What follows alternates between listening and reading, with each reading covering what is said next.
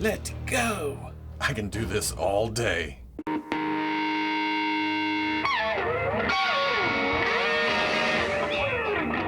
This is Dez, and this is Troy. They say put your pre-orders in at Dorkside Toys. Okay, people, welcome back to another Fwoosh review. Today, let's take a look at the Hasbro Marvel Legends series Thor Ragnarok 2-pack of Skurge and Hela. I almost said Marvel's Hela. They nearly got me. Now, when this 2-pack was first announced, I thought, why the hell am I going to buy another Hela? They had just shown the picture of the figure. They shown Skurge, and I thought, oh, gonna need Skurge. Don't need another Hela. But then more pictures came out and they started showing the tweaks to the colors, the tweaks, or well, pretty much new heads to this, the accessories, and I thought, oh, I guess I'm buying another Hela. The packaging is what we're seeing with the 2-pack so far. Window, you see most of what's in here. There may be some, is there anything hidden back under there? Thor Ragnarok logo, Skurge, Marvel's Hela, because you don't want to get confused with other Helas. On the side, actually, promotional art that the original Hela figure was based on, not, movie stills from the movie this figure's based on. That's kind of weird. On the back, there she is. There's the Hela we wanted. Bald bones, bio for both, movie poster, more warnings. On the other side, they actually did use a movie still for Executioner, or Skurge, sorry. On the top, very nice Marvel logo, just kind of, just barely there. On the bottom, legalese, UPC. I'm gonna get this open, see if I like this thing. Oh, at least one hidden thing. The flame was behind the packaging. And then, like the Amazon Family Matters pack with Magneto and Quicksilver and Scarlet Witch, this insert could be useful for backgrounds.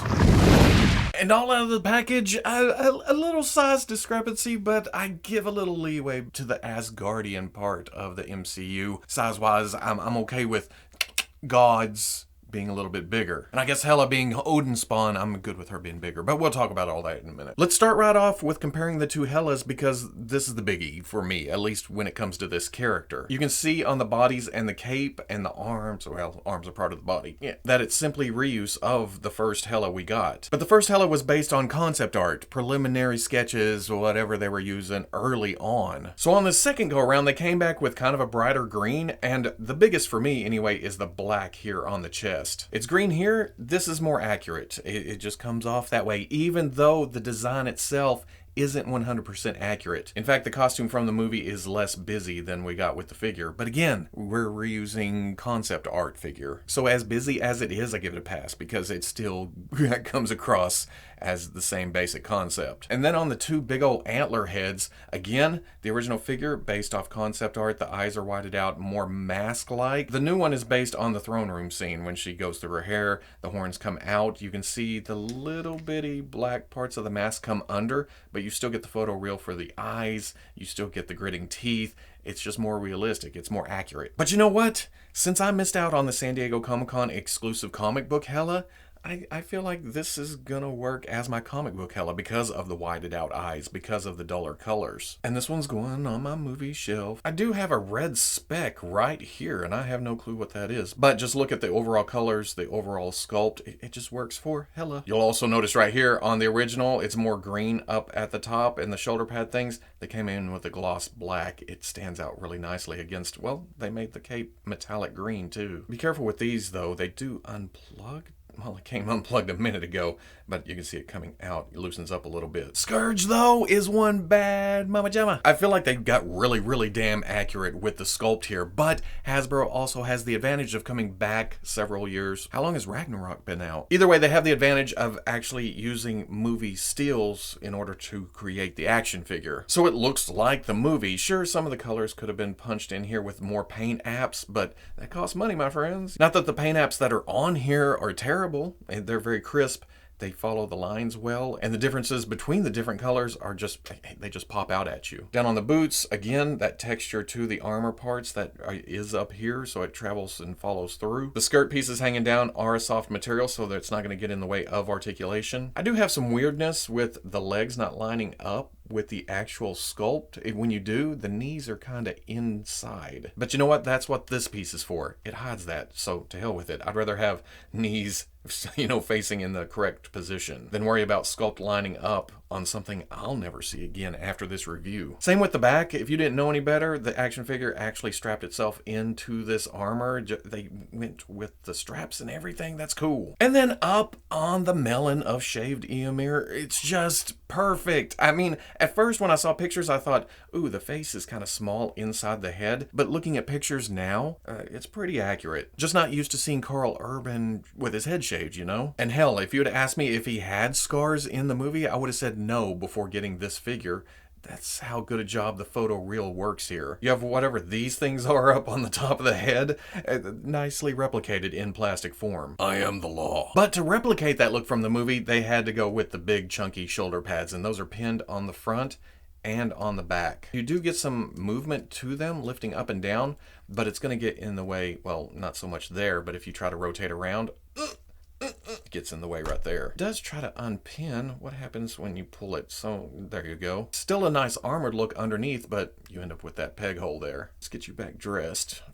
Okay, now I have to work with you. Removing the cape for articulation is just a pin that plugs into the back. It holds fairly well. But taking the cape off, it makes the paint job on top of the black plastic here a little bit more noticeable because it's a little thin. You can see the plastic underneath. But she has a hinge in the neck going up to a ball in the skull. Nice up. Great down, even though it looks kind of funky. Lovely, lovely tilt. Swivel. The arm hinges up to tries to get caught right there on the point that comes off the shoulder.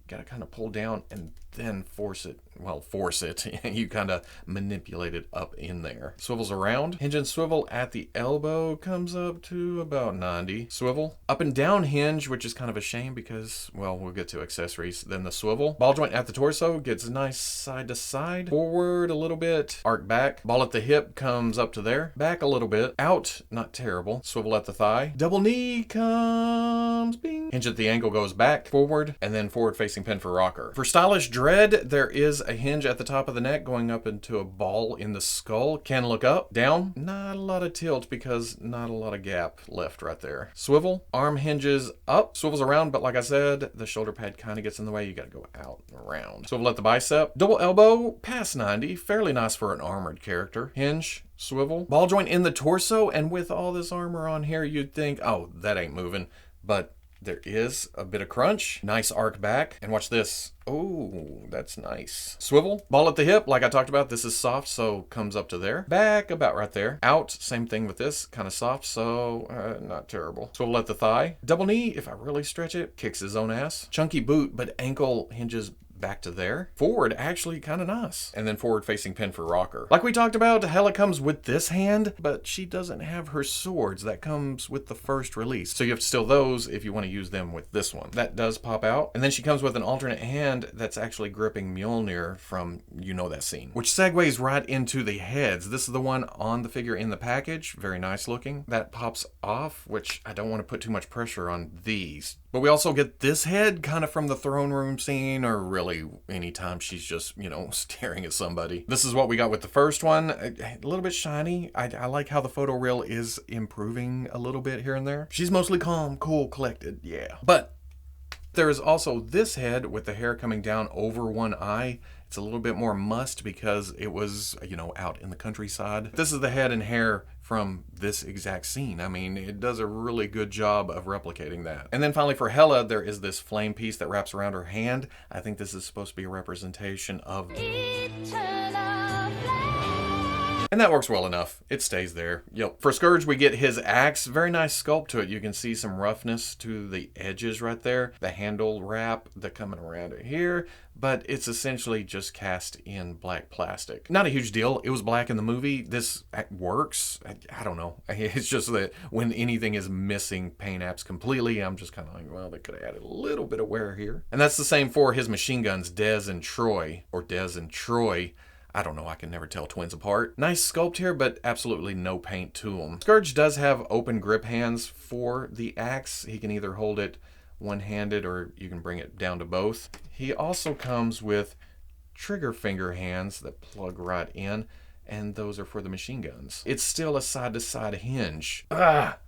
Anytime there's a weapon holding hand, guns, swords, axes, whatever, it should always be up and down hinge. It's just more visually dynamic to put into poses with the weapons. Oh, and it's kind of a bear to get his trigger finger in the trigger guard. Once you get it in there, the trigger finger actually locks the gun into his hand. That works great. In fact, it works so well, from now on, anytime I switch those hands are staying on the guns. Because that looks spectacular too. I'm going to be switching weapons on this guy frequently. Like I alluded to earlier, there may be kind of a size discrepancy between the two of these. Hasbro likes to make their Asgardians big, MCU, whatever, but using this older body, it kinda, she's tall. Skurge stands at about 6 5/8, while Hela stands right at 7 inches. But they also made Ragnarok Thor pretty big. I feel like these two match. I feel like Loki and Skurge match up pretty well. You just have to get a little dynamic in your display to work them all together. Then there's poor Grandmaster here because of the reuse of parts from Nick Fury, a normal human. He ends up a little small against the rest of the Ragnarok cast. But Valkyrie?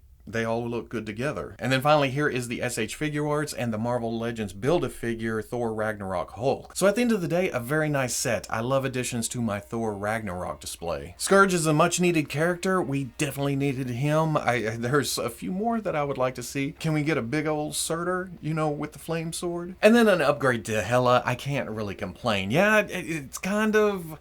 I don't know. It feels weird whenever Hasbro comes back and remakes a character, improving the look of it. But you can't fault Hasbro for wanting to get product out there as the movie is going on, you know, as the hype is building. So they have to use concept art, they have to use preliminary sketches. Hell, movie CGI can change up until almost a few weeks before the movie's release. So they're working with a very strict deadline with something that may not be the finished product. While it does feel a little bit weird, at the same time, I appreciate getting more accurate figures onto the shelf, at least eventually. So Hela is a definite improvement. She takes the place in the display on the Thor Ragnarok shelf, and I'll take any Carl Urban figures all day, every day. Any character you want to give me. As with all my Marvel Legends, I got this set from Dorkside Toys. Yes, they help sponsor the site, but at the same time, I love those guys over there. They're just so helpful. They'll just take care of you. I wonder if I add more beard to this